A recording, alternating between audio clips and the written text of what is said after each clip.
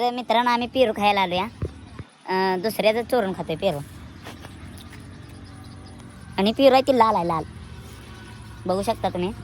आणि ही घास आहे तर आम्ही आता घास तोडायला बघा. हे नितीनच्या हातात कोयता आहे आणि ही आमचीच आहे, बाग आमचीच आहे. इकडं नारळाची सुद्धा झाड आहेत बघू शकता. भरपूर असा रम्य परिसर आहे. इकडं नारळाची बाग आहे.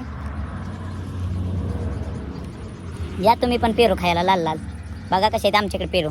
तुमच्याकडे आहेत का? कमेंट करा नक्की. आणि हे नितीन गाडवे 50 एकराचे मालक आहेत.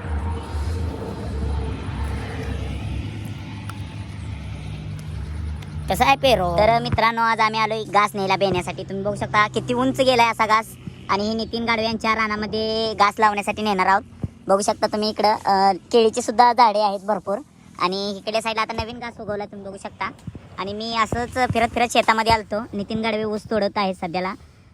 जे सॉरी घासाचं बेणं जे आहे ते अतिशय उंच गेले आणि इकडं बारीक आहे बेणं. आणि हे मालक खास बेणं विकत आहेत.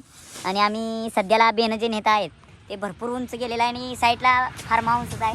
त्याच्या साईडला तुम्ही बघू शकता नितीन गाडवे आहेत आमच्या साईडला उभा. मित्रांनो शेती करणं एवढं सोपं नाही वाटतंय असं. आम्ही आज आलतो सहज फिरत फिरत.